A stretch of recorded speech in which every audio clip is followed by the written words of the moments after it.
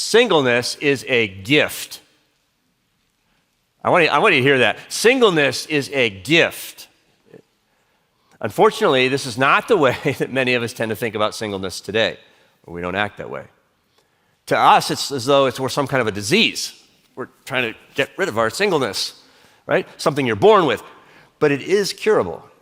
If you get early medical attention, there are lots of clinics and support groups and websites to help. And if you work through all the prescriptions just right, you will find someone to cure it. Someone else who's got the disease. Anyone, actually. They just have to be another member of the colony. Then you're healthy. Unless later in life, somehow symptoms emerge and you relapse, then it's back. What I'm saying is, if you're single, you might feel like you live in a world with a married mindset. Does anyone know what I'm talking about? You live in a world with a married mindset.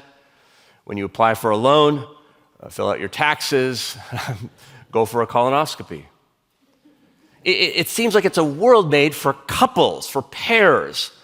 And let's just be honest, the church too, where in a place like this, we call marriage, as I confess I myself have called it, the graduate school of discipleship, like you gotta be married to enroll. In an article by a well-known Bible teacher on the marks of manhood, 5 of the 10 marks require marriage. So what, if you're single, you're only a half a man? I know a couple's fellowship that when one of their members lost his wife, they kicked him out. Because, it's a couples group. When he needed them most, they were like, get your own group, this is for couples. I was shocked by that. That's a marriage mindset. Not here, by the way, not here. The very language of singleness, the way we talk about it, suggests absence. Like you're unmarried. You're not yet married. You're without a partner. As though somehow you're incomplete, missing your other half. You have a spouse-shaped hole in your life. And it comes with other implications too, right? Immaturity. Because marriage is identified with adulthood, singleness can be identified with a failure to launch or living in your parents' basement. The implication of selfishness and individuality, because marriage is identified with love and family, or temptation and immorality, because marriage is identified with virtue, and on it goes. If you're single, you must be lonely, unfulfilled, on the hunt, and probably, even though you may not know it yourself, somehow deep down inside you're sad. You're sad. Why aren't you married? They'll ask you. Do couples get asked, why aren't you single? I mean, that's a marriage mindset, it seems to me. But here, in the text that we just read, here at least, St. Paul says singleness is a gift. It's a gift. Now, what does he mean by that? Let's double click. Listen to what he says. Again, but each has a particular gift. That's the Greek word charisma, from God. One having one kind and another a different kind. Now, what is the gift here? What do you think? Is Paul talking about a special gift of celibacy? You've probably heard of that. Or is he talking about singleness in general? Many of us assume he's talking about celibacy and a gift, special gift. That there's a group of social and sexual superheroes out there, people without the same yearnings and temptations that the rest of us have. They don't seem to need companionship in the same way most of us do. And so they can dedicate themselves to a lifetime of celibacy. Can I suggest 3 problems with this idea?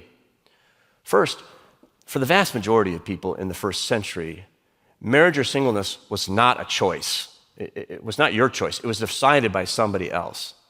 Second, this notion assumes a monastic view of celibacy that doesn't come along for centuries. And then third, the whole thrust of St. Paul's teaching in the wider argument of chapter 7 is really a challenge to hyper-spirituality and the asceticism of the Corinthians.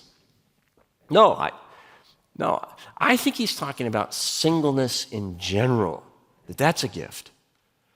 See, the contrast here isn't between one type of single and another, those that have the gift of celibacy and those that don't. The contrast here is between singles and marrieds. Both have been given a gift, he argues, both. One having one kind and another a different kind, both gifted, see. So in other words, if you're married, for whatever reason you're married, you've got the gift of marriage. And if you're single, for whatever reason, you've got the gift of singleness. This is what Paul's saying. And you study the chapter, which I hope you'll do, you'll see that this fits the context much better. He's at pains to communicate. One station is not better than another. One station is not more spiritual than another.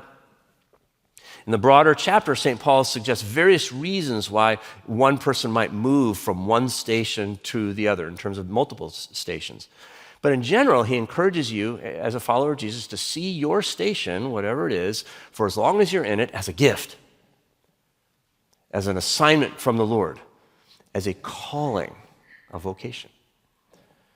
Which means your singleness is a gift, a special gift to you, a charism, a gift through which God is at work, blessing you, blessing others. I wonder how that might change your experience of singleness. For you young adults, I wonder if it depressurizes the dating scene just a little bit. Instead of pining for some future bliss, can you embrace the present as a gift and trust the one who gives it to you? For those of us in midlife, maybe you've never married or you've come out of a failed marriage. How might a season of singleness, however short, however long, become an opportunity to be less dependent on others and more dependent on the Lord? For elders and you widows and widowers in what I call the encore season of life, how might singleness be an invitation to try new things, to form new bonds?